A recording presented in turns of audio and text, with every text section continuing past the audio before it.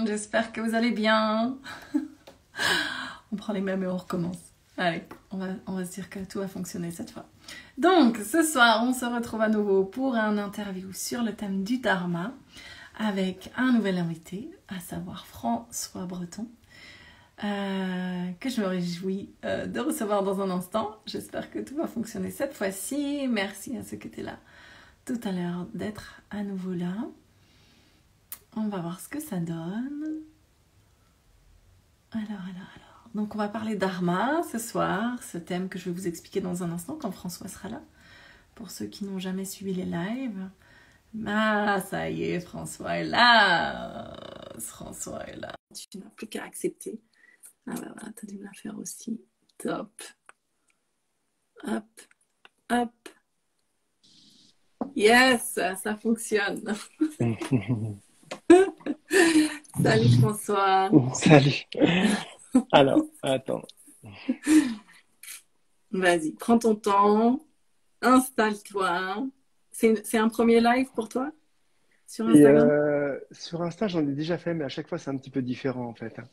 Mais comme Ok, ça, ouais, ouais. je crois qu'en cliquant sur le logo comme ça, ouais, c'était la première fois. Bon, Ok, impeccable. Allez, on y est. Bon, on va croiser les doigts pour la connexion. Et puis, on va faire avec, hein. On va s'adapter. En tout cas, un grand merci déjà d'avoir accepté mon invitation Avec plaisir. pour parler Dharma ce soir. Donc, je vais commencer par faire une petite introduction de ce qu'est ce thème qui me parle et qui me porte depuis quelques mois maintenant, mais sans doute depuis même plus longtemps que ça, sans avoir forcément mis un nom dessus. Et justement, je vais expliquer ce que c'est avec des mots, cette notion de Dharma. Mais l'idée de ces interviews, c'est justement, et je me faisais encore la réflexion cet après-midi en écoutant deux personnes d'horizons complètement différents. Une personne qui parle de tout ce qui est la philosophie des Esséniens, donc quelque chose qui est plutôt côté religieux, et Louis Fouché, donc ce médecin anesthésiste qui a pris des positions assez fortes ces 2 dernières années. Et en fait, en les écoutant parler, je me suis rendu compte qu'on parlait tous de la même chose, sans le nommer Dharma. Donc le Dharma, c'est un thème qui est issu de la philosophie du yoga, qui a diverses significations. Et moi, celle qui m'intéresse tout particulièrement, c'est celle qui touche à ce qu'on a pour habitude de traduire par mission de vie ou mission d'âme ou chemin de vie, chemin d'incarnation. Et ce que je pour habitude te dire dans ces interviews, c'est que justement ces expressions, elles parlent pas forcément à tout le monde, elles peuvent être lourdes de sens, mettre un peu la pression, cette notion de mission. Enfin, moi, elle m'a mis la pression pendant longtemps. Donc, avec cette conviction que j'étais là pour quelque chose, mais sans savoir pourquoi. Et puis, mission, c'est tout de suite quelque chose, moi, j'avais l'impression que ça devait être quelque chose de grandiose. Voilà, un truc à l'échelle planétaire. Et puis, je comprenais pas bien. Alors qu'en fait, non, on peut tous vivre sa mission en étant tout simplement nous-mêmes. En fait, ça revient essentiellement à ça. Oser être soi, en cohérence avec nous-mêmes, le mot de reliance revient souvent. D'ailleurs, je crois que tu as un programme qui s'appelle Reliance, c'est ça? Ouais, tout à Ouais, fait. c'est rigolo parce que j'en avais un aussi et la personne essénienne que j'écoutais aussi parlait de reliance. Voilà, donc c'est à la fois très simple et en même temps un peu compliqué dans nos cultures et à notre époque, puisque on ne sait plus faire en fait, tout simplement. Vivre en étant pleinement nous-mêmes, au-delà de nos différents conditionnements. Et puis c'est là que des personnes comme toi interviennent pour nous aider à nous reconnecter à notre âme, à notre cœur.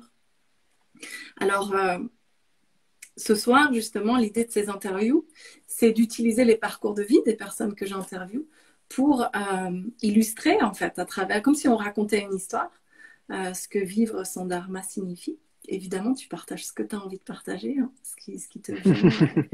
Et voilà, moi, j'ai une petite sélection de questions que je reprends assez systématiquement, mais j'aime beaucoup aussi être dans le flow de l'instant, donc on verra où cette conversation nous mène.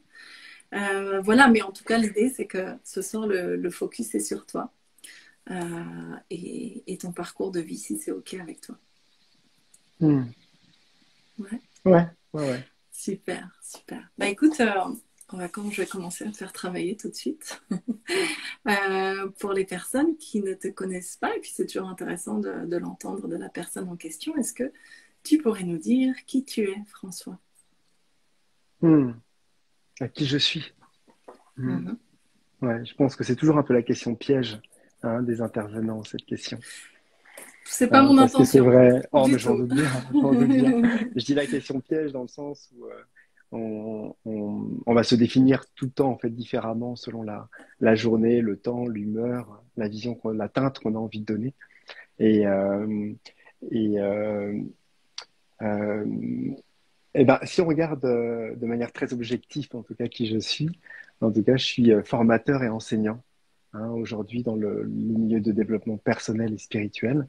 Et voilà, j'accompagne aujourd'hui des centaines de personnes par an, en tout cas, à tenter d'apprendre à mieux se connaître.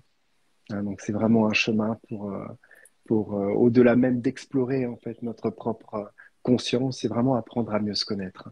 Hmm. Je préfère le dire Mhm. comme ça parce que c'est toujours la problématique tu sais, de la recherche, de tous ces aspirants qui aspirent, mais qui recherchent à l'extérieur. Et quand je dis d'apprendre à mieux se connaître, c'est que comme on a tout en nous, en fait, tout simplement, si on pointe et on regarde juste au bon endroit, on n'a pas besoin d'aller voir à l'extérieur, en fait. C'est pour ça que j'ai toujours, en fait, eu cette, cette direction, cet élan et cette intention à amener les gens vraiment vers une vraie autonomie, en tout cas euh, et de discernement vis-à-vis d'eux-mêmes, vis-à-vis de leurs recherches, vis-à-vis de leurs idéaux, vis-à-vis de leurs références, et de réaliser que voilà, que tout est en nous, en fait, tout simplement. Hein, mais ça demande en tout cas un engagement vis-à-vis de soi-même, du courage aussi pour accepter de regarder en fait en soi et donc voilà, c'est ce que je tente de faire en fait. Donc je suis pas ouais plus que ça. En tout cas, je tente de faire au mieux, hein, Mhm. de guider les gens vers eux-mêmes. Mm. Mhm. Ouais, revenir à soi, revenir vers l'intérieur quand on est tellement tous happés par Mm. l'extérieur, sans arrêt sollicités et convaincus que les solutions sont à l'extérieur, chez le spécialiste de Ouais, ci et de ouais, ça. ouais. Mm. Mm. Mm. Ouais, merci, merci déjà pour cette première introduction. C'est intéressant parce que le dharma, quelque part, c'est qui on est, justement. Donc, qui on est, ça se traduit par ce qu'on fait. Donc, ça me fait toujours sourire parce que j'aime bien demander qui tu es et de voir qu'en fait, on se traduit toujours finalement par nos actions et ce qu'on fait. Et c'est tout à fait Mm. normal parce que ça fait partie de nous aussi. Et en fait, dans le dharma, ce qui est particulièrement intéressant, comme tu as utilisé le mot de chemin, le dharma, c'est un chemin, en fait. C'est ce chemin de vie. Donc, il va pouvoir prendre différentes directions et différentes formes au fil justement de notre vie. Et du coup, ce qui est intéressant de savoir, c'est en fait qu'est-ce qui nous anime à faire ce qu'on fait. Parce que aujourd'hui, c'est comme ça que ça se manifeste chez toi, avec cette casquette d'enseignant. Et on va y revenir. Il y a quelques années, peut-être que c'était différent. Et puis dans quelques années, ça le sera aussi. Mais au final, si vraiment justement on est à l'écoute de nous-mêmes, il y a toujours cette même essence en fait derrière, qui nous anime derrière ce qu'on fait. Donc toi, comment tu dirais, comment tu définirais cette essence ou qu'est-ce que tu dirais qui fait que tu fais ce que tu fais en fait? Qu'est-ce qui t'inspire à faire ce que tu fais aujourd'hui? Mm. Euh, Qu'est-ce qui m'inspire à faire ce que je fais aujourd'hui? Euh, c'est une bonne question. Je pense que ce que je fais aujourd'hui n'est que la conséquence, quelque part, d'une aspiration qui m'est propre, en fait. Ça aurait pu prendre Mhm. plein d'autres formes, en fait, différentes, je pense. Et ça en a pris d'autres à une certaine époque. Et, euh, et je pense que euh, il y a eu un chemin, en fait, intérieur qui a commencé assez jeune pour moi, en fait, par rapport à ça. Je pense qu'on a tous des constitutions différentes et on a tous une intensité aussi d'aspiration différente, hein, par Mhm. rapport à nos parcours et nos choses. Voilà, je pense que on est vraiment tous uniques en fait par rapport à ça.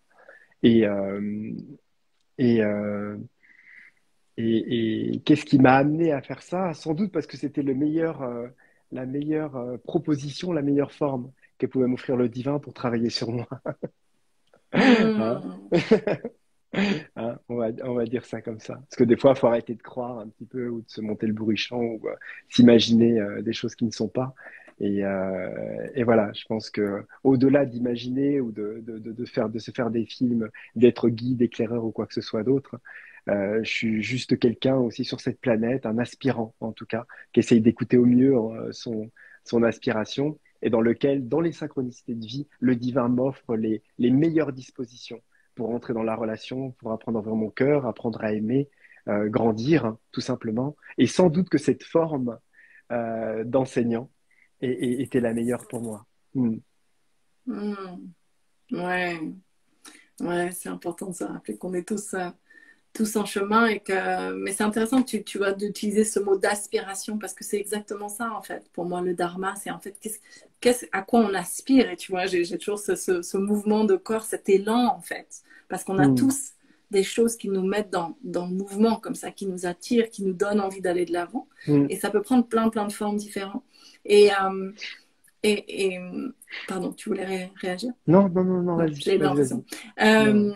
Et c'est intéressant aussi ce que tu dis, que qu'on est tous en chemin et que finalement ce qu'on fait, ça veut, même quand on transmet des choses, ça ne veut pas forcément dire qu'on est arrivé ou que c'est facile tous les jours dans cette notion de dharma. Pour moi, en tout cas, il y a vraiment à la fois une notion de fluidité, et on reparlera de ça, de synchronicité, tu as déjà utilisé ce mot, et les choses qui se font de manière vraiment fluide, on rencontre les bonnes personnes au bon moment, des projets qui viennent à nous sans qu'on ait même besoin de les chercher.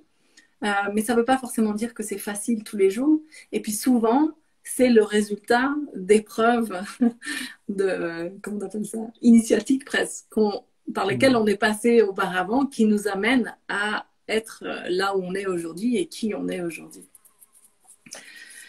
Donc, ben, si c'est OK pour toi, justement, est-ce qu'on pourrait revenir un petit peu sur ce parcours et dans les grandes lignes, en fait, peut-être, j'aime bien rebondir sur les épreuves parce que j'aime bien dire que les épreuves, si on arrive avec le temps et le recul à retirer un peu les lunettes ou la casquette de victime, souvent on arrive à se rendre compte que bah, elles ont avant tout été là pour nous permettre de toucher de doigt nos forces et nos ressources Hmm.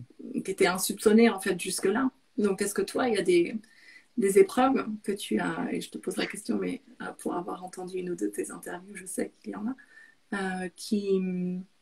ouais, qui ont été déterminantes dans ce chemin de vie, dans ce dharma qui est le tien. Hmm. Et alors, euh, alors oui, forcément, forcément. Hein, forcément. Euh, Après, j'ai vraiment eu plusieurs vies en fait dans cette vie-là en fait. Et on a tous plusieurs vies, hein. Mais il y a Mhm. des parfois la frontière est plus est plus franche, plus évidente, Mhm. hein. Ouais. Et voilà. Après, je pense que peut-être ce qui a constitué en tout cas ces expériences de vie, ça a été la recherche de l'intensité, hein. Mhm. Je pense que si j'en prends, hein, tu vois, son élan en fait derrière, tu vois, de ce qu'il y a, cette cause en fait qui a manifesté énormément d'expériences de vie, parfois un peu dures aussi, hein, parce que j'ai été très dur avec moi aussi dans tout ça, euh, avec comme commencement de vie un petit peu Mhm. un abandon très jeune, adopté donc dans une famille aussi assez jeune, et cette recherche de l'amour avec en même temps le refus de l'amour. Tu vois? Il y a eu vraiment ces deux choses, c'est-à-dire la recherche de l'amour, de mon amour, apprendre à m'aimer, ne pas comprendre pourquoi j'avais été abandonné, et de ce fait de me sentir extrêmement peiné, dévalorisé en fait intérieurement par le fait de pourquoi j'ai été abandonné, pourquoi on m'a laissé, hein, qu'est-ce que je ne mérite pas, qu'est-ce que je ne vaux pas pour ça, enfin qu'est-ce que tu vois donc il y a cette blessure, hein, comme Mhm. on en a plusieurs, hein, mais bon la mienne était celle-là. Et à côté de ça, le refus de l'amour de mes parents adoptifs parce que je ne comprenais pas pourquoi ils m'aimaient et pourquoi ils me choisissaient.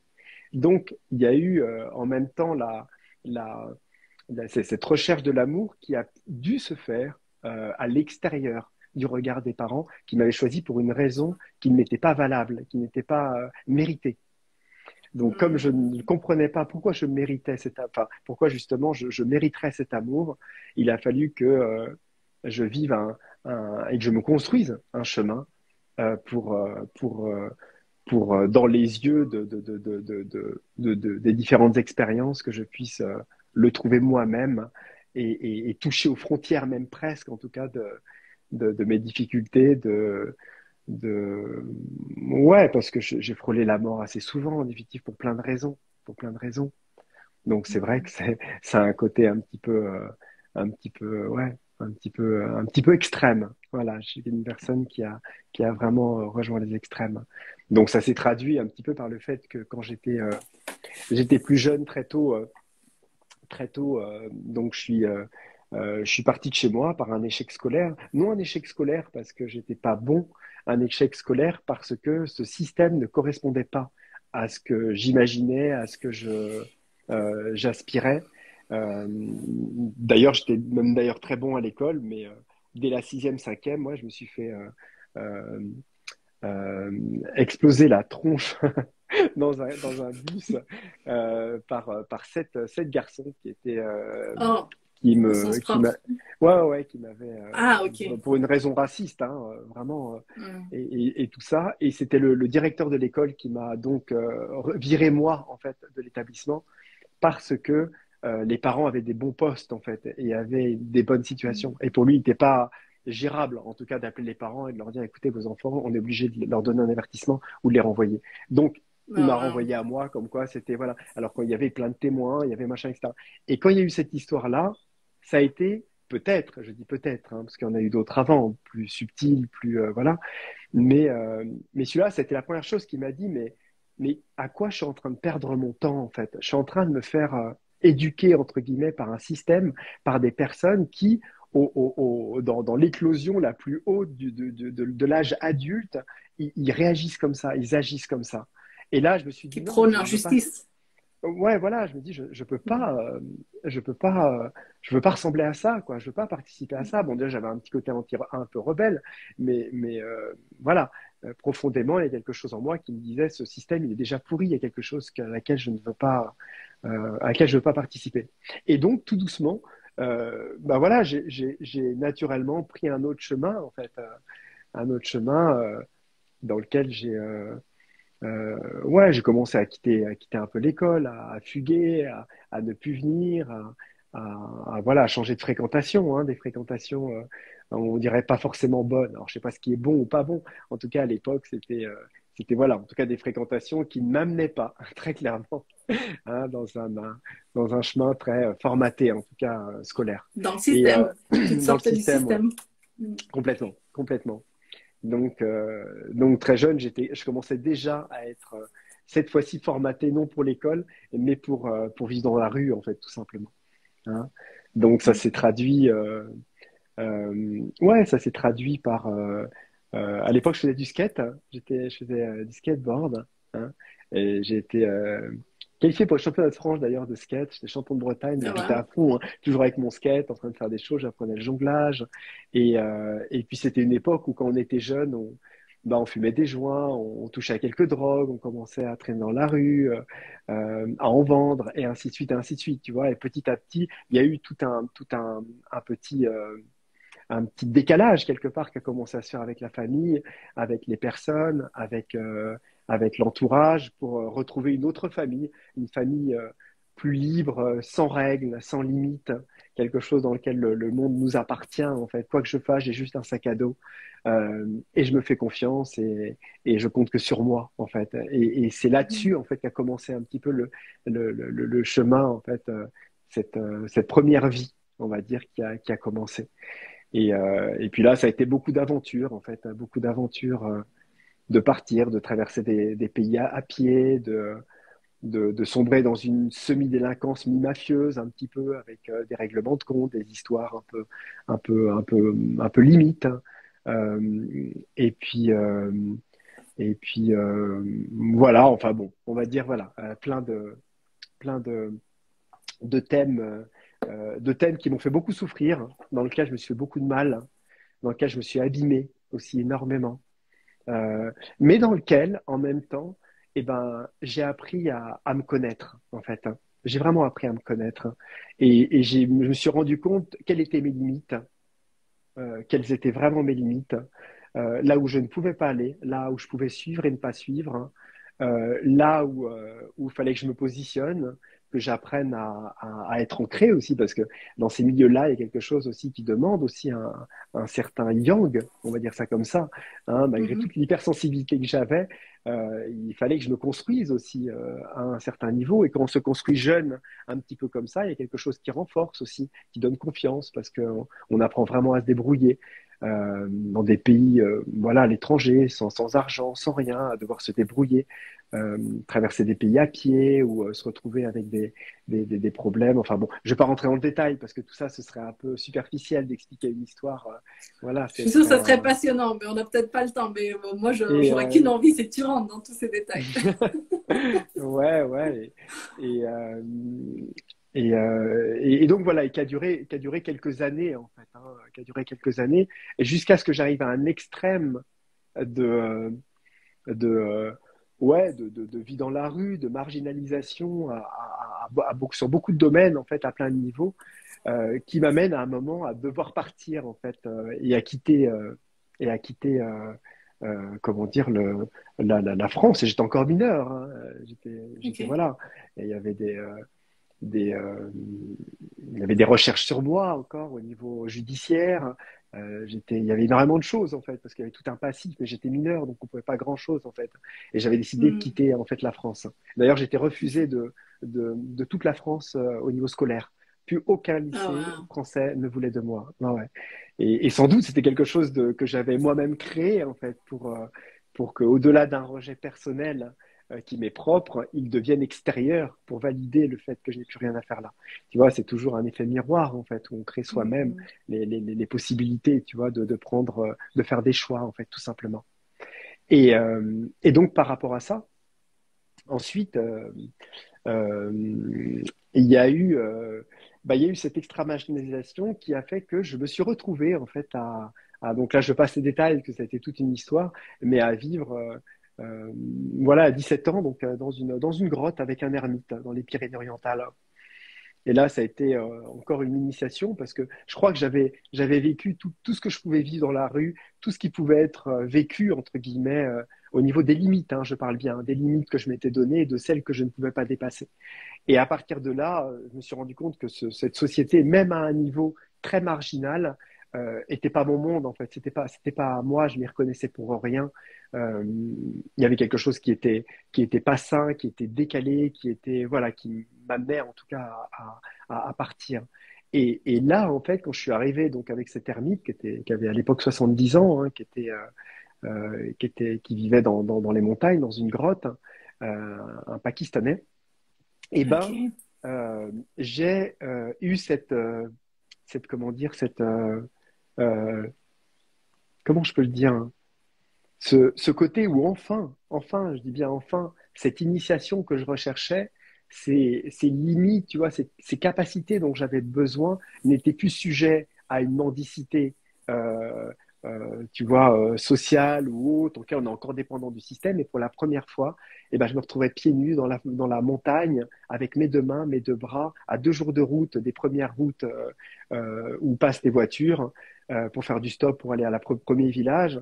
Et il fallait que je vive, en fait, hein, que je coupe mes bois, que je fabrique ma cheminée, je prenne ma douche le matin, que j'aille chercher de l'eau.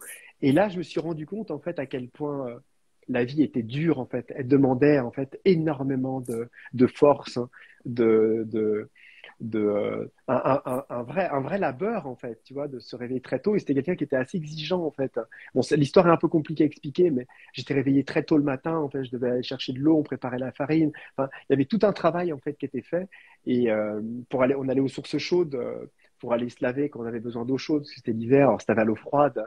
J'étais obligé voilà, il me demandait vraiment de faire les ablutions le matin, d'aller dans l'eau froide de la rivière à 4 heures du matin, tu vois, dans la montagne. Ah, Après, il wow. fallait préparer à manger, tu vois. Donc, il y avait toute une initiation comme ça qui faisait que bah, tu te rends compte et tu te dis, mais en fait, l'électricité, c'est bien quand même. Et en fait, les magasins, c'est bien. Tiens, les voitures, tiens, tu vois, il y a un côté comme ça où c'est pas qu'on sombre dans un tamas, en fait, au niveau de la société, tu vois, d'un confort qui nous est donné, qu'on ne reconnaît même pas d'où ça vient.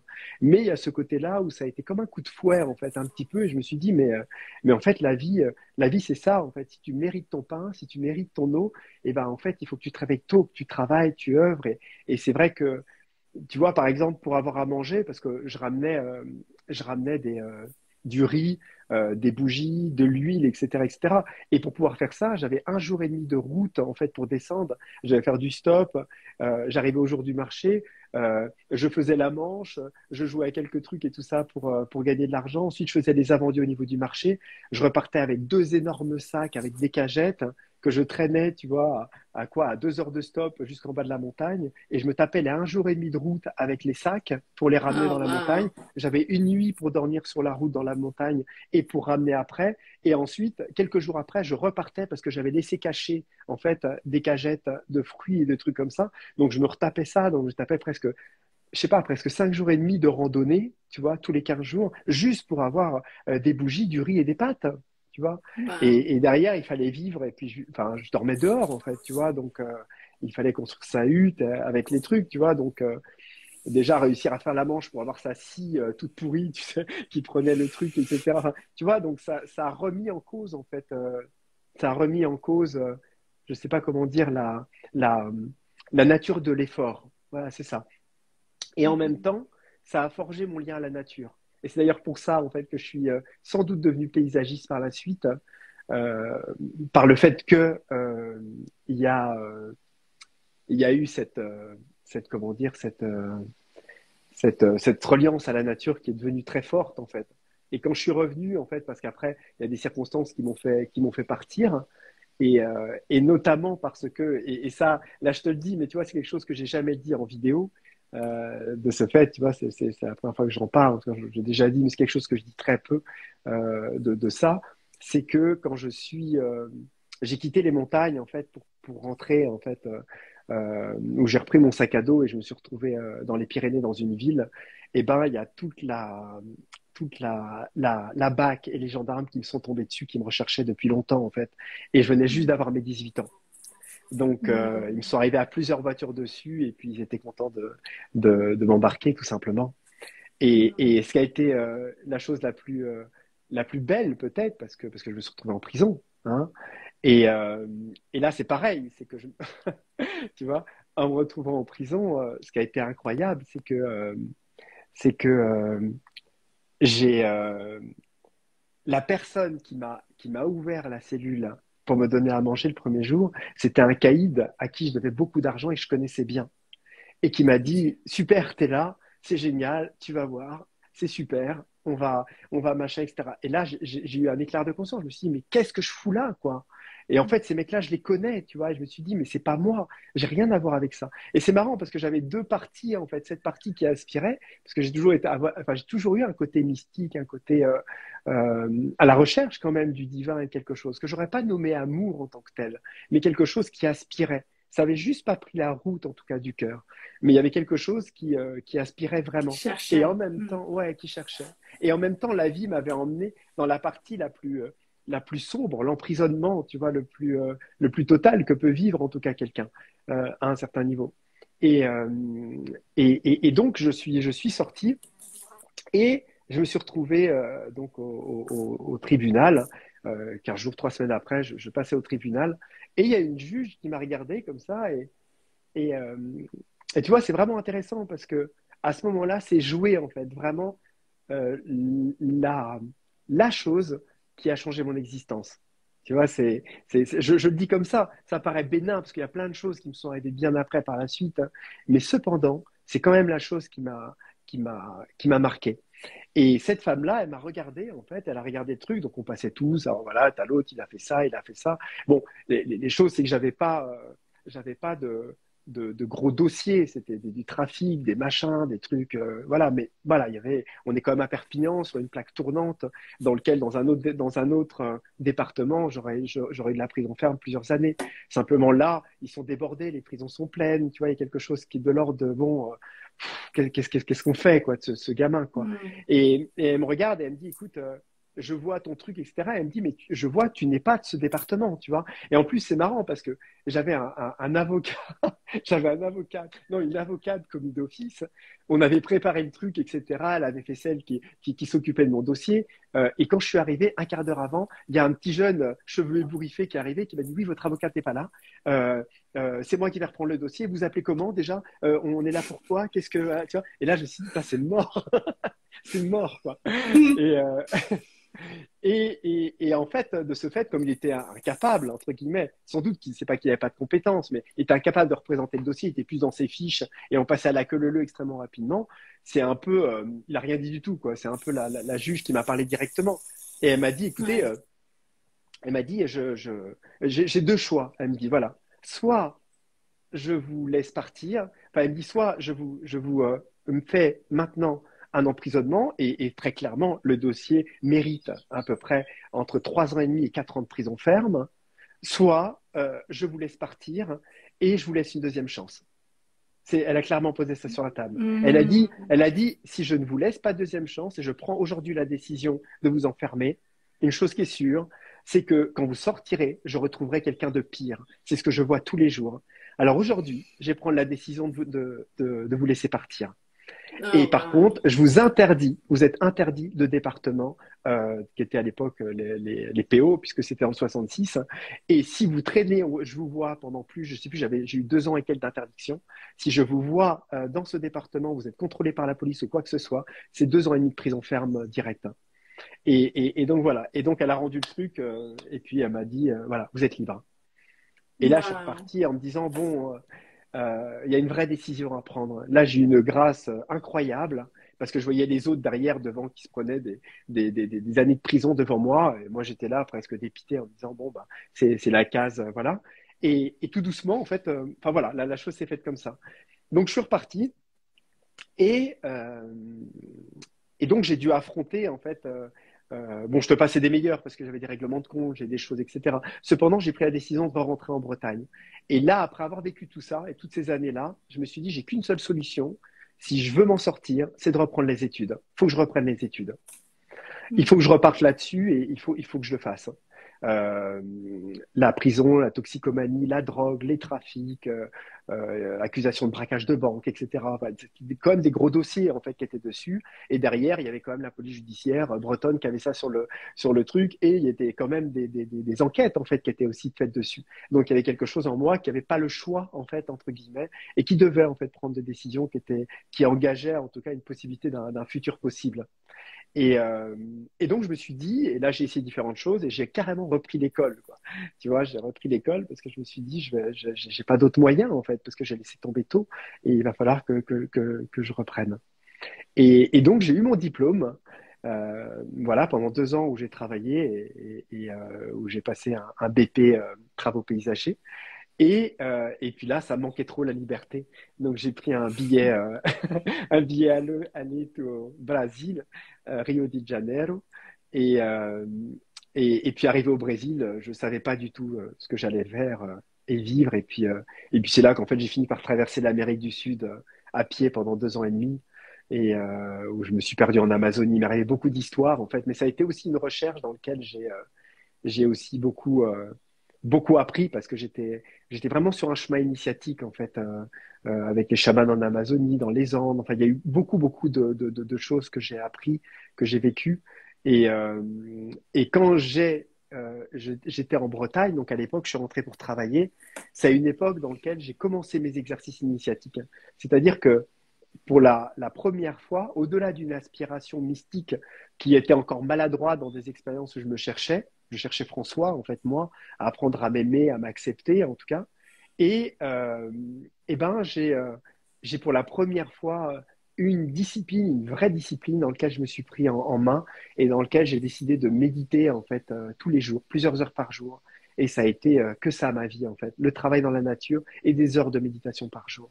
Jusqu'à ce qu'en fait, je médite Mhm. plusieurs heures par jour pendant, après, ça a fait à peu près 12 ans et demi, 13 ans presque, de plusieurs heures par jour, dans Ah lequel je me ouais. tenais, en fait, extrêmement, de manière rigide, hein, même presque, hein, à, à, à ça. Et tu vois, même pas, et là je le redis, hein, pour des personnes même qui pourraient, parce que bon, c'est un partage, mais et j'étais même pas en fait dans une recherche d'amour, tu vois, parce qu'on peut dire, il y en a, ils vont méditer, ils vont dire oui, c'est pour le stress, c'est pour vivre le moment présent, et c'est pour euh, ouvrir mon cœur, hein. Mais moi, c'était pas ça, c'était encore au-delà, tu vois, des drogues qui avaient amené certaines choses, etc., et de toute cette vie extrême aussi, tu vois, avec un certain milieu, eh ben, c'était une, j'avais qu'une envie, c'était d'ouvrir les centres. Il fallait que j'ouvre et que j'ouvre mes corps, mes centres pour vivre une autre réalité. Cette réalité ne me Mhm. convenait pas. Tu vois, il y avait quelque chose qui n'était pas du tout dans l'acceptation, tu vois, de, de ce qui est. J'étais pas du tout dans cette recherche, hein, de toute façon, mais j'étais dans le fait d'ouvrir mes capacités subtiles, de développer mes capacités subtiles. Et ce qui m'apparaissait comme étant quelque chose qui m'était vraiment, je ne sais pas si je peux dire euh, euh, important pour moi, mais il y avait une recherche d'absolu, tu vois, extraordinairement forte, hein, mêlée à une sorte de fuite de moi-même, tu vois, et encore d'un refus lié à certaines blessures, et ainsi de suite, et ainsi de suite. Bon, sans rentrer dans les détails, en fait, on va dire de ça, on va dire que j'ai vraiment réussi ce que je cherchais, tu vois. J'ai réussi ce que je cherchais parce que de ce fait, je suis arrivé à un point dans lequel, oui, mes centres se sont vraiment ouverts et se sont même trop ouverts, tu vois, parce que j'ai vraiment beaucoup pratiqué. C'est comme quelqu'un qui ferait, je sais pas, moi, des, euh, des dizaines d'heures de musculation par jour et qui s'étonne d'un seul coup qui commence à prendre des muscles, tu vois.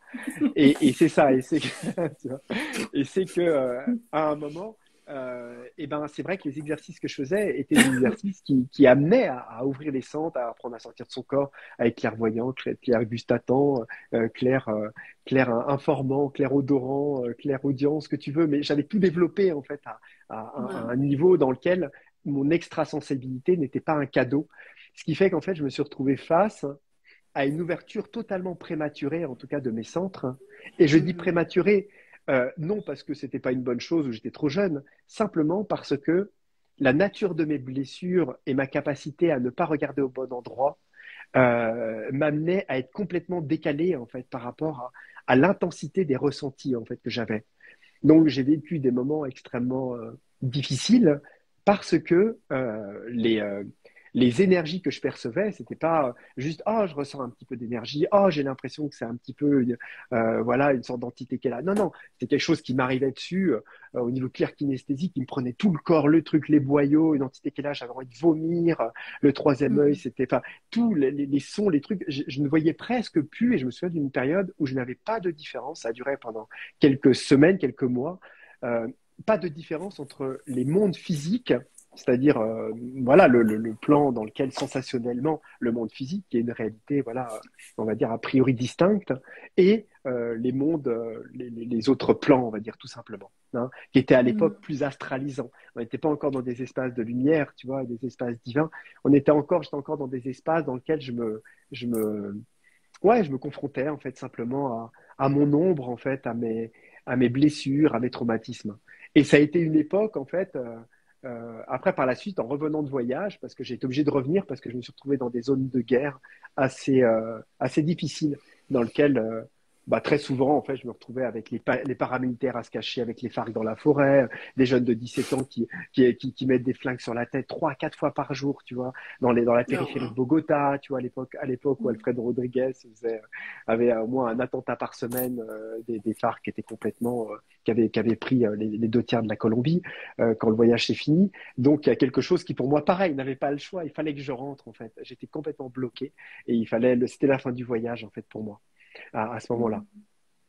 Et donc, et, euh, et, et donc, ce qui a été extrêmement, euh, euh, ouais, bien, enfin bon, en tout cas pour moi après par la suite, c'est que comme je me suis rendu compte que ces capacités n'étaient plus gérables, c'est-à-dire que mon hypersensibilité développée en capacité extrasensorielle devenait trop forte. Et ben, il fallait que je règle. Et là, c'est là que je me suis rendu compte pour la première fois bah, qu'il y avait des problèmes à régler. Et moi, je pensais les avoir réglés, en fait, ces problèmes-là. C'est-à-dire que je pensais, Mhm. j'avais subtilement la croyance que ma pratique personnelle, la méditation, mon, ma capacité à me prendre en main et à être contrôlant, entre guillemets, sur ma méditation, mes visualisations, mes projections, mes voyages intérieurs, etc., me ferait découvrir des espaces qui me permettraient de régler, de libérer, j'en sais rien. Enfin, j'étais dans des trucs, en tout cas, dans lesquels très rapidement, la vie m'a fait comprendre que pas du tout, quoi, absolument pas. Et que derrière, il y avait un petit François, un tout petit François qui était complètement traumatisé, qui était en position fœtus en train de pleurer. Alors là, on en avait plusieurs petits François de différents âges, hein, en tout cas, mais qu'il fallait les prendre par la main et qu'il fallait retrouver, en fait. Hein. Et c'est Mhm. peut-être mes premiers contacts, en fait, avec, euh, ouais, avec le- comment le dire, on va dire que j'étais prêt à m'aimer vraiment. C'est ça. J'étais juste prêt. C'était le moment, en fait, dans lequel j'avais réussi, en tout cas, tout ce que je cherchais à réussir, jusqu'aux limites, en tout cas, de mes possibilités. Mais là, maintenant, je devais retourner en arrière, c'est-à-dire à mon passé. Et donc, je me suis fait beaucoup aider. J'ai fait beaucoup de thérapie. euh, et en faisant ça, et c'est là que ça a été une véritable grâce, c'est en libérant à chaque fois des pans, en tout cas de mon enfance, des pans de contraction, de charge émotionnelle, de, voilà, bon, tout ce qu'on connaît, on va pas, voilà. Et ben, j'ai commencé à décapitaliser, en tout cas, tout ce que ces charges avaient pris dans mes corps énergétiques, tout simplement. Donc, ce qui fait que tous les exercices que j'avais travaillés depuis des années, et ben, tous ces rites, toutes ces énergies qui étaient présentes ont commencé à pouvoir s'infuser en fait dans mes corps. Et ce que je considérais comme des capacités subtiles à l'époque, le fait d'être clairvoyant, de voir les corps, les esprits de la nature, c'était rien à côté de ce qui commençait à se faire en fait dans ma conscience. Et c'est là, en fait, où doucement, au fur et à mesure que je libérais le petit François, et ben, il y a de l'amour qui pénétrait dans mes corps. Il y a de la confiance qui pénétrait. Il y avait une émergence, en fait, des révélations de quelque chose qui devenait beau, qui offrait un chemin qui devenait, qui était peut-être les premiers prémices d'une vraie spiritualité. Tu vois? Mhm. On va dire ça comme ça. Et c'est à cette époque-là où, et c'est intéressant parce que on pourrait dire que, tu sais, il y a beaucoup de personnes qui vont être attirées par la spiritualité, par le fait que, bah, je sais pas, ils entendent parler, ils lisent des livres, ils voient des choses, ils sont sur les réseaux sociaux, ils sont insatisfaits ou choses comme ça. Mais en fait, si je le dis comme ça, ma première véritable reliance en fait au monde spirituel, si je le dis comme ça, c'est que à une époque, je commençais en fait donc j'étais dans la forêt, hein, j'étais dans une yourte dans la forêt, dans les montagnes un peu isolées en Ardèche, et je méditais tous les jours. Et petit à petit, j'ai commencé à avoir des expériences divines, hein, dans le sens où vraiment il y avait des êtres. C'était plus des méditations ou des choses dans lesquelles je sortais de mon corps ou dans lesquelles je vivais des, des, des, bon là, ce serait un peu compliqué parce que j'ai rentré dans des termes un peu techniques, etc., etc. Mais, euh, mais voilà, c'est plus des méditations initiatiques en termes pour développer des capacités. Là, ces capacités prenaient vie en fait à chaque méditation et je m'ouvrais dans des plans de lumière, je commençais à vivre des extases, j'avais des êtres couleur or qui descendaient, qui me faisaient couler de l'or chaud dans le corps, je sentais des transformations et mes méditations se finissaient par terre en train de pleurer pendant 1 heure parce qu'il y avait des choses qui étaient touchées, qui étaient libérées. Et c'était plus que ça, en fait. Et je voyais que je quittais l'astralisation un peu expérientielle pour commencer à toucher à des plans de lumière. Et pour moi, c'était très clair. Je me disais, mais ça n'a rien à voir avec ce que je connais, en fait, des mondes invisibles. Là, ce sont d'autres plans. Ces êtres sont d'un amour infini. Ils viennent vers moi, ils me donnent tout, ils me transforment, ils me prennent par la main, ils veulent me donner quelque chose et ils m'aiment, tu vois. Et Mhm. c'est ça qui m'a amené tout doucement à, comment dire, à m'intéresser, on va dire, à la, à la spiritualité, on va dire, livresque, hein, Mhm. dans le sens où j'ai Mhm. commencé à devenir presque un érudit des différentes traditions. Et j'ai bouffé des livres, j'en ai bouffé tout, que ce soit sur l'occultisme, la non-dualité, j'en sais rien, moi, le tantrisme, le machin, le truc. Il fallait que je comprenne parce que je vivais énormément d'expériences. Et il y avait des choses qui n'étaient pas acceptables, en fait, parce que autant je recevais depuis quelque temps des enseignements par les esprits de la nature. La nuit, je sortais de mon corps, je sais très bien. Il y avait trois êtres qui m'enseignaient énormément de choses sur la nature des corps, la nature énergétique de la circulation des nadis, les frontières subtiles des corps avec les différents plans, leur constitution, leur substance, les êtres qui y vivent. Enfin, j'avais quantité d'enseignements que je retenais, en fait, que j'imprimais en fait complètement dans mes corps. En même Mm. temps, je vivais d'autres, euh, d'autres expériences dans lesquelles j'étais en relation avec des êtres qui n'étaient pas de ce monde, qui n'étaient pas de cette terre, où j'étais avec des êtres qu'on pourrait appeler des êtres stellaires, dans lesquels très clairement, ils m'apprenaient des choses et ils me montraient une technologie que je ne connaissais pas, et même je faisais des travaux avec eux. En même temps, je vivais des montées de Kundalini avec des énergies extasiques qui me remplissaient de certaines choses. En même temps, je sais que j'avais besoin de thérapie pour régler des choses. En même temps, je commençais, tu vois, et il y avait quantité de choses que, au niveau l'ivresse, quand je disais, il y en avait, c'était qui juraient que par leur Kundalini, l'autre que par leur maître spirituel, l'autre c'est la non-dualité, on se détache de toutes les expériences et on recherche que l'impersonnalité, et ainsi de suite, et ainsi de suite. Et ça me convenait pas, en fait. Il y avait quelque chose qui n'était pas juste, qui n'était pas complet. Voilà. Et je me disais, mais la vie, c'est tout, c'est un tout. On doit pouvoir intégrer tout. Le quotidien, la vie, le monde, le corps, l'émotionnel, la fragilité, la sensibilité, l'humanité, la spiritualité, la divinité, tu vois, les Ouais. expériences, parce qu'elles ont un sens, hein. Et peut-être une chance, c'est que j'avais réalisé en fait que les capacités subtiles étaient un héritage évident et naturel en fait de la conscience. Et pour moi, c'était naturel de sortir de mon corps si j'avais besoin, naturel de parler aux esprits de la nature pendant des heures. Je m'étais lié d'amitié avec quantité d'êtres en fait, avec qui je passais beaucoup de temps en fait à parler, et des êtres d'autres plans, hein, d'autres planètes aussi qui m'étaient proches, et ainsi de suite. Et je me disais, mais pourquoi il n'y a pas d'enseignement de clarté dans tous ces maîtres et toutes ces traditions qui offrent une plus grande intégralité de la conscience pour réussir à englober en fait tout ce que l'on est et pas simplement un être divin ou un être spirituel ou un cheminant aspirant tentant par la neutralité, le détachement et l'introspection à se libérer je ne sais où et ainsi de suite, tu vois. Donc il y avait vraiment des grands questionnements en fait Mhm. jusqu'à ce que je tombe sur Sri Aurobindo Mhm. et les enseignements de Mère et Sri Aurobindo. Et ça a été pour moi peut-être la,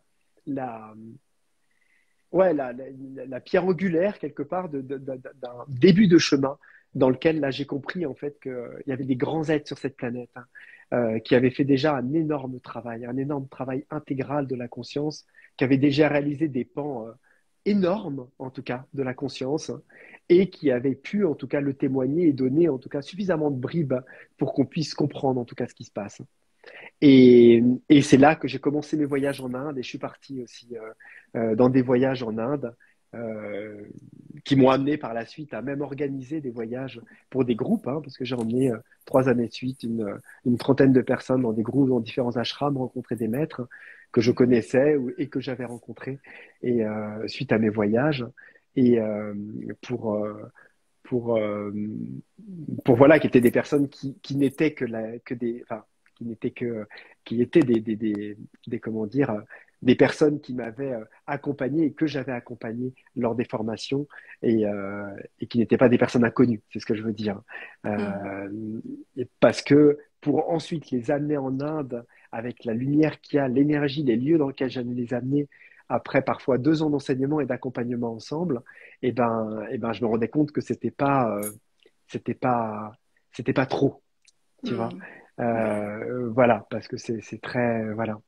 Et, et, euh, et donc voilà. Et puis bon, ensuite, bon, après, j'ai oublié plein de trucs, hein, mais j'essaie vraiment de te faire Mais c'est une synthèse parce que tu c'est m'as, incroyable, franchement. tu m'as Je suis presque au partagé. 50e épisode, mais j'avoue que là, je t'écoute et je suis scotchée en fait de tout ce que tu me racontes. Waouh! Mm. J'ai été bluffée hein, dans toutes ces interviews, mais là, j'avoue que ton parcours, il est juste incroyable. Je comprends mieux pourquoi tu disais que tu as vécu plusieurs vies. Ouais, Waouh! il y a de ce fait plusieurs petites choses. Et, et de ce fait, tu vois, même le fait d'être enseignant et formateur, ce qui était ta première question au début, n'est même pas véritablement un choix volontaire, comme certaines personnes vont dire, tiens, j'ai envie d'être thérapeute, j'aimerais Ouais. être formateur. Pas du tout. Moi, j'étais jardinier, en fait. Et j'aimais Mhm. mon travail. Je collectionnais les plantes, j'étais collectionneur de plantes, je connaissais la botanique, j'étais passionné, en fait, de la nature et tout ça. Et, et comme je passais beaucoup de temps avec les esprits de la nature, je recevais des enseignements, ces êtres-là m'ont appris tellement de choses, entre guillemets, je vais dire, que je commençais à être capable de faire des travaux de modification vibratoire dans les lieux, de changer des vallées, de nettoyer des endroits, en fait, sur parfois plusieurs centaines d'hectares, ou de modifier des champs vibratoires qui étaient intéressants. Et de ce fait, des personnes s'en sont rendues compte et m'ont dit, mais il faut que tu viennes harmoniser ma maison, j'ai un problème dans la maison, etc. Et là, des aides sont venus m'expliquer, et les esprits nature sont venus me dire, ben voilà, nous, on peut te montrer ça, tu vois, là, regarde les charges éthériques, tu vois, dans les murs, regarde l'imprégnation des charges, où elles se mettent, dans quel plan. Là, on peut les retirer, mais le problème, c'est qu'il faut que tu te connectes avec ton canal, il faut que tu te branches là. Nous, on peut les libérer, mais on n'aura pas la séquence suffisante et la fréquence de réussir à écraser ça. Donc, ce qu'il faut, machin, etc. Donc, j'ai commencé à faire des castings avec les esprits de la nature, à en rencontrer beaucoup, à commencer à voir qu'est-ce qui pouvait se faire, à faire toute une investigation scientifique, tu vois, par rapport à ça. Et c'était comme une passion, en fait, pour moi. Et donc, en fait, par la suite, ce qui s'est passé, c'est que bah, j'ai commencé à intervenir chez des gens qui avaient des fois, parfois fait intervenir, tu vois, des géobiologues, des gens comme ça. Et quand j'ai fait le travail, ils me disaient, mais c'est incroyable, quoi, mais ça n'a rien à voir, c'est même pas, ouais, comment dire, euh, comparable, le travail qui a Mhm. été fait. Et le lendemain, je recevais un coup de fil. Oui, machin, on est les amis de machin, un tel, et on aimerait bien que machin, tu vois. Et voilà. Et moi, à l'époque, donc j'y vais dans ma forêt, et puis j'étais en train de commencer à construire ma maison, parce que j'ai construit une maison aujourd'hui, une maison au Saturbois sur mon terrain, et que j'ai fait tout seul d'ailleurs. J'ai mis 3 ans et quelques avec, pour tout faire. Et, euh, et donc, cette maison, bah, il me fallait de l'argent aussi pour ça. Et quand tu es jardinier, tu travailles toute la journée, tu vois, c'est pas que tu n'es pas payé cher, mais bon, pour avoir à gérer, parce qu'avec mes heures de méditation, tu vois, parce que je travaillais en fait juste ce que j'avais besoin, tu vois, ce que je gagnais, et puis le fait de devoir construire ma maison, c'était, voilà. Et au début, moi, j'harmonisais les maisons gratuitement. Et les gens commençaient à me dire, mais non, mais ça vaut ce prix-là, mais non, on peut te payer ça, etc. Et là, je me suis dit, mais, et j'ai commencé à voir, et je me suis dit, mais c'est génial, quoi, parce qu'en fait, en une journée de travail, sur vraiment tout le travail que je fais, en plus dans cette collaboration aimante, quoi, cette collaboration, tu vois, qui est vivante, qui est amoureuse en plus et qui stimule, en tu vois, et qui rend en joie tout le monde, aussi bien les personnes que moi, en sachant ce que ça amène en tout cas, et ben, bah, je gagnais bien mieux ma vie en fait qu'en jardinant, tu vois. Et petit à petit, je me suis dit, alors j'ai fait une maison, 2 maisons, 10 maisons et ainsi de suite, tu vois. Et je commençais à avoir plus d'argent en fait parce que je construisais ma maison comme ça, donc ça me faisait de l'argent pour faire moi-même ma charpente, pour faire moi-même mes trucs, tu sais, commander mon bois et tout ça, tu vois.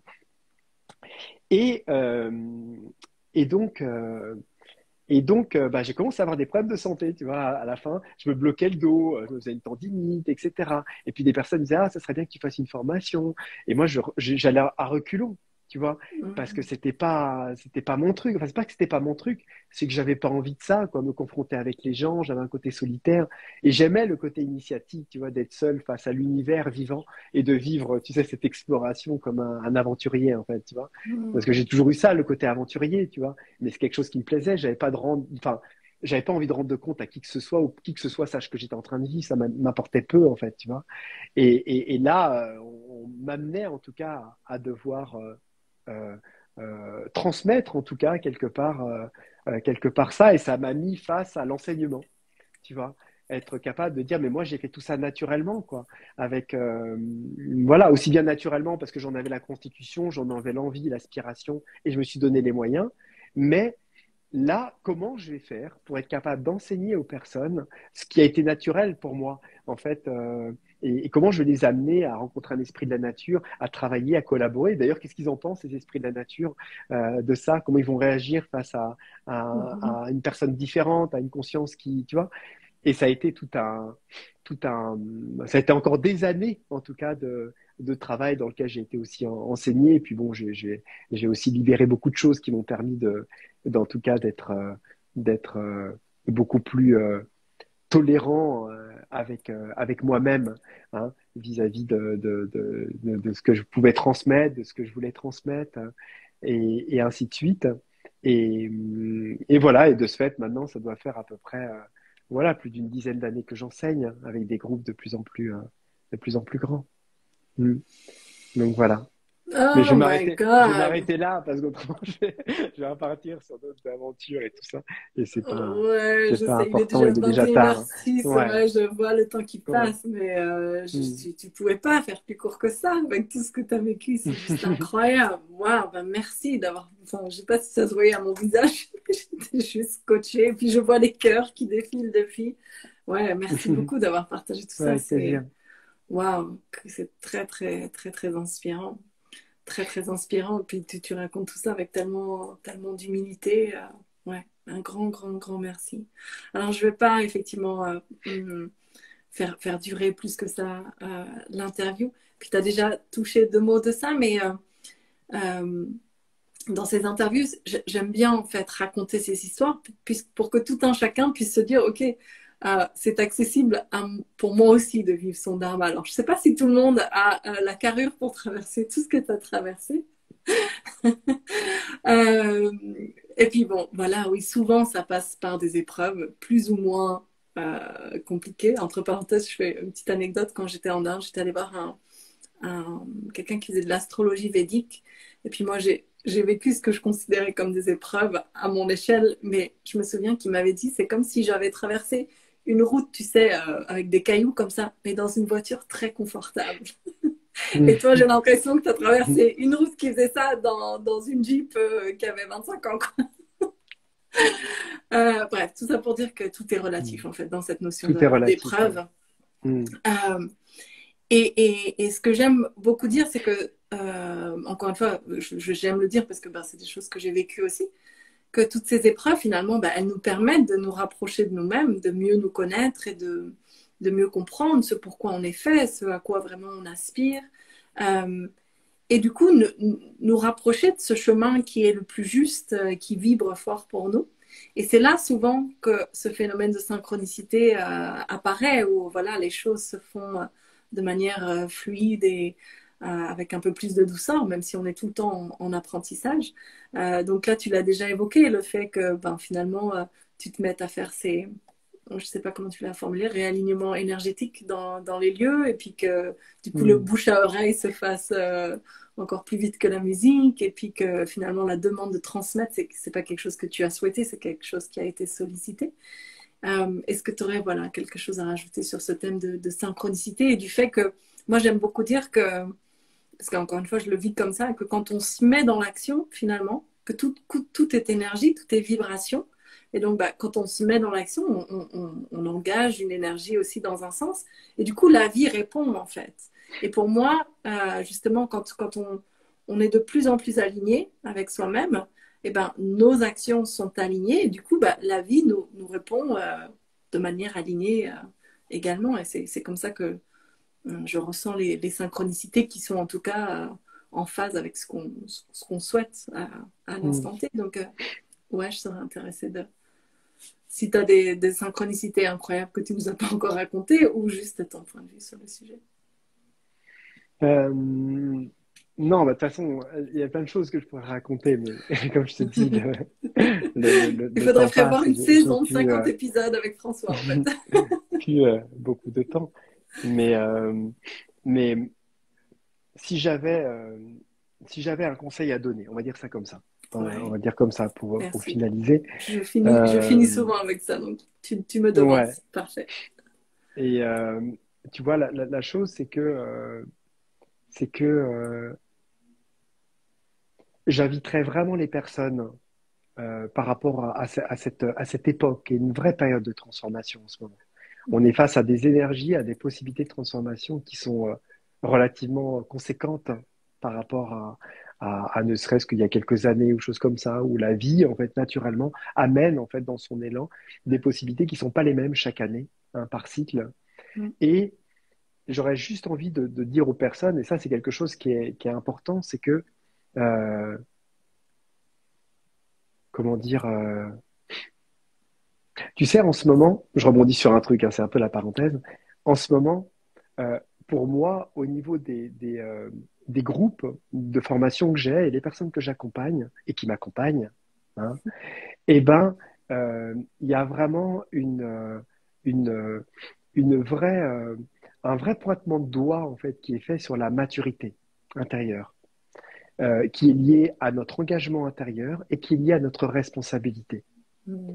Et ça, c'est quelque chose qui est de plus en plus prégnant, je trouve, de plus en plus important. On le retrouve de toute façon au niveau de la Terre aujourd'hui, au niveau de la société, hein, parce que tout ce qui est en haut est comme ce qui est en bas. Tu vois bien qu'au niveau de ce qui se passe, politique et autres, bah, à un moment, il va falloir aussi, chacun d'entre nous, savoir comment on se positionne aussi par rapport à ça, comment on agit, qu'est-ce qu'on pense en fait véritablement. Est-ce qu'on se laisse juste aller en fait dans un fleuve tranquille, hein, qui va pas être peut-être long et qui va pas être peut-être tranquille, mais cependant, comment on se positionne par rapport à ça? Où est-ce qu'on se place en fait? Mais dans une démarche en fait spirituelle, eh ben, je me suis rendu compte que les choses les plus importantes étaient vraiment euh, non, non ce que l'on faisait, non ce que l'on avait fait spécifiquement. Tu vois, qu'on ait pratiqué, pas pratiqué, qu'on soit novice, qu'on médite beaucoup, qu'on médite pas. C'est pas du tout ça en fait qui se joue. Ce qui se joue, c'est est-ce qu'on regarde au bon endroit déjà et est-ce qu'on écoute vraiment notre aspiration première? Est-ce qu'on est vraiment à l'écoute de ce qu'on aspire? Parce que très souvent, euh, comment dire, euh, très souvent, on n'est pas, on, on écoute des espaces de nous qui sont pas les espaces qui sont les espaces qui sont essentiels et qui viennent du cœur, en fait, véritablement. C'est encore parfois des profondeurs, mais qui sont encore parfois émotionnels, qui sont encore superficiellement encore des échos de blessures profondes qu'on a à guérir et qu'on pense qu'il faut qu'on fasse ça à l'extérieur pour se réaliser. Alors qu'au fin fond, ce ne sont que des, euh, que des fanions, enfin, des choses que l'on doit dépasser pour aller véritablement vers ce vers quoi on aspire. Donc la chose qui est importante, c'est apprendre à écouter son aspiration. Qu'est-ce qui est essentiel pour nous si on ferme les yeux? Qu'est-ce qui est essentiel de réaliser là maintenant? Qu'est-ce qui serait le plus important pour nous si on s'écoute là maintenant? Un petit peu si on disait qu'est-ce que je ressens là maintenant, comment je me sens, eh ben, ce serait de se poser véritablement la question. Parce qu'il faut se dire une chose, c'est que notre pouvoir personnel, sa capacité d'agir est liée à, à à ce à quoi véritablement notre âme veut incarner en fait sur cette planète. Donc, quelle que soit même la délirance derrière la chose qu'on peut imaginer et qui nous semble insurmontable, si c'est ce qui est dans notre cœur et qui aspire, c'est qu'elle est déjà quelque part en phase d'être possible et de se pouvoir se réaliser. Mm. Autrement, c'est plutôt le contraire des choses qui nous paraissent réalisables, mais qui sont hors de notre portée parce que c'est pas du tout notre chemin, on n'écoute pas au bon endroit, sur lequel on va se casser les dents parce qu'on se disait que c'était peut-être simple de ça, mais on n'y arrivera pas. Alors, je sais pas si tu vois ce que je veux dire dans Je vois, voilà, ouais. Je vois s'autoriser à suivre cet élan dont je parlais, au-delà de nos conditionnements et de notre mental qui va dire non, mais ça, c'est pas possible, et puis ça, je peux pas, et puis je gagnerai jamais. Toutes ces voilà, justifications, en fait, de suivre l'élan du cœur, de l'âme qui sait, en fait, ce qui est juste pour nous et voilà, ce qu'on est venu accomplir, en fait. ouais, Donc oui, je vois tout à complètement. fait. Hmm. Mm. Tu sais, comme une personne qui va dire non, mais ce qu'il faut que je fasse, il faut que j'aide la planète, il faut que je sois thérapeute, il faut que je fasse des formations, je vais monter mon cabinet, je me sens à ma place, etc. Et au bout de 10 clients, la personne n'en peut plus, elle se demande si elle est bien à sa place, parce qu'elle ne sait pas se nettoyer, parce que, tu vois, alors qu'en fait, tout simplement, si elle s'écoutait, elle aurait dit de quoi j'ai besoin. Et puis, elle aurait traversé les premiers obstacles, c'est-à-dire, en fait, j'ai besoin d'être reconnu. En fait, j'ai besoin d'être unique. En fait, j'avais besoin d'être exceptionnel et j'ai tellement fait ça, j'ai vu ces enseignants qui avaient l'air bien que j'ai voulu leur ressembler. Oh, j'ai tellement voulu, tu vois. Et en fait, en déconstruisant ça petit à petit, eh ben, il y a quelque chose qui va lâcher. Elle va dire, mais en fait, moi, en fait, j'ai juste eu envie d'avoir une maison à la campagne. En fait, c'est tout, quoi. Et en fait, j'ai toujours voulu avoir mon potager, tu vois. Et d'un seul coup, le truc d'être thérapeute, de gagner de l'argent, d'avoir son cabinet, d'être reconnu, de faire des vidéos YouTube et machin, etc., se transforme en fait, moi, je suis bien avec les moutons et un potager tu vois. Mm. Et voilà. Et d'un seul coup, il y a ça comme ça qui vient dans le cœur et on se dit, bah non, c'est trop simple. Bah non, c'est pas ça. Comment je vais gagner ma vie avec ça? Oui, et on veut pas écouter, tu C'est vois. ça. On rejette ça et on veut de nouveau, tu vois, s'accrocher à nos trucs parce qu'on est dans voilà, on est dans le truc de la chose. Mais tu vois, et donc voilà, c'est vraiment la première chose, l'écoute de l'aspiration. Ensuite, la deuxième chose qui est importante, c'est l'engagement. L'engagement, c'est quelque chose d'important. Et je vois aujourd'hui que, et c'est une chose, et moi je le dis au groupe avec qui je suis, moi je m'engage avec vous. Et je suis là, j'ai posé des dates, je suis engagé, je vous donne tout ce que je connais, tout ce que je sais. Je m'engage, je suis vraiment là. Mais est-ce que vous vous engagez vis-à-vis de vous-même comment dire, à faire ce travail-là et à suivre, en tout cas, ces propositions, en tout cas, de vous regarder vous-même au fur et à mesure que nous avançons ensemble. Est-ce que ça, vous vous engagez? Et là, généralement, ouais, il y a un blanc, il y a des remises en question. On se dit, bah oui, mais moi je pensais que je sais pas. Bah ouais, mais peut-être t'es François, tu vas bien faire quelque chose pour nous. Tu vas bien, il va bien se passer quelque chose. Je sais pas, t'es connecté, les énergies qui sont là, etc. Machin chose. Et je leur dis, ok, oui, je suis François, il y a des énergies à machin, mais ces énergies ne feront rien si vous n'êtes pas engagé vis-à-vis de vous-même, car elles n'accompagneront euh, qu'un regard sincère que vous vous autorisez, que vous avez le courage à mettre simplement sur vous-même. Donc, de ce fait, si vous ne vous donnez pas ce pouvoir-là, moi, je n'ai aucun pouvoir, aucun. Et je pourrais être ce que vous voulez, vous pourriez même aller voir le Christ, vivre à côté d'Amma, ça ne changera rien du tout. Même Amma ne pourra rien pour vous. Et ça, je sais d'expérience. Hein, parce que je connais beaucoup de dévots très proches de Amma. Et si les personnes ne se prennent pas en main, même un grand maître ne peut absolument rien pour son, entre guillemets, apprenti disciple qui lui est proche, tu vois. Donc voilà. Et aujourd'hui, on vit une époque de maturité. Et là, je dis bien maturité. C'est pour ça que je reviens sur la troisième chose. Parce que moi, je suis un enseignant. Et je suis un être humain aussi, tu vois. Et je le dis comme ça parce que aujourd'hui, l'ère des maîtres spirituels est quelque chose qui est terminé. C'est pas que ça va pas encore avoir lieu, il n'y a pas encore des êtres qui sont magnifiques, qui sont super, qui rayonnent, qui aident. C'est pas ça. C'est que tout simplement, on est à un niveau dans lequel chacun peut retrouver son pouvoir, chacun peut retrouver sa lumière. Et dans lequel aujourd'hui, les maîtres ne vont plus être des grands maîtres à dévots, on va dire, guidants par la dévotion et la bhakti, tu vois, du disciple, mais ça va être de plus en plus de personnes un peu individuelles qui s'illuminent les uns avec les autres, en petits groupes de personnes personnelles qui touchent de plus en plus des espaces profonds et qui ont révélé en fait la guidance de leur maître intérieur, tout simplement. Tu vois? Et, Ouais. et, et ce qui est important pour moi, et c'est ce que j'essaie de faire, hein, qui n'est pas toujours simple, c'est toujours de tenter en tout cas à ce que les projections, bon, il y en a toujours des projections, je veux dire, c'est normal, et je suis OK avec ça, j'ai l'habitude. Mais cependant, c'est que les personnes comprennent que ce qu'elles projettent envers moi, c'est des choses qui sont liées à leur propre manque, à leur propre problématique, à leur propre désir, à leur propre. Enfin bon, tu vois ce que je veux dire? Dans le Ouais. sens où, à un moment, il faut comprendre qu'on ne se voit que soi, en fait. Hein. Et de réaliser qu'on ne se voit que soi permet d'en faire un vrai travail. Et là, on rentre dans la maturité, c'est de réaliser que personne ne peut, ne peut véritablement faire quelque chose pour nous si nous ne le faisons pas nous-mêmes et nous ne nous prenons pas en main. Je veux dire, même ton meilleur ami qui fume des cigarettes, imaginons, je prends un exemple de quelqu'un qui fume des cigarettes, qui a envie d'arrêter, tu sais très bien qu'il est à deux doigts, on lui a déjà retiré un poumon, mais il n'arrive toujours pas à fumer, à arrêter. Euh, qui aujourd'hui peut dire qu'il a la possibilité de faire arrêter son meilleur ami de fumer des cigarettes? Personne. Personne, personne. Personne. Et quand une personne essaye d'arrêter de fumer, ou elle fume, enfin, prend de la drogue ou quoi que ce soit, elle réalise, et ça je parle aussi d'expérience, qu'il n'y a que elle, il n'y a qu'un simple choix, une volonté volontaire, unique, qui vient de notre propre cœur, un élan qui nous est propre, pour lequel personne d'autre n'a de pouvoir. Personne. Et en fait, c'est intéressant parce que je me suis rendu compte que ma propre relation au divin, l'engagement, le courage que je me donnais, en tout cas de véritablement me transformer, était un choix qui m'était propre. C'est-à-dire que je ne peux me transformer que si j'accepte de me transformer. Je ne peux être heureux que si j'accepte d'être heureux. Je ne peux réaliser le bonheur et l'équilibre que si je l'accepte parce que c'est un choix, en fait. C'est un choix. Avant d'être une possibilité naturelle où le divin, notre chemin, notre âme, voilà, qu'importe la chose. Mais cependant, c'est avant tout un chemin. Parce que le Ouais. divin, avant de pouvoir pénétrer la matière et l'incarnation, eh ben, il doit pénétrer des plans, il doit pénétrer des constructions, il doit pénétrer des corps, il doit pénétrer de la substance. Et cette substance, c'est nous, c'est François là qui en a les manettes entre guillemets. Et si François, bah, il se bouge pas les fesses, il est dans le déni, il veut pas regarder au bon endroit, eh ben ça va mettre du temps, ça va mettre plus de temps tout simplement. C'est pas que ça va pas se faire, l'évolution se fait, mais ça mettra plus de temps.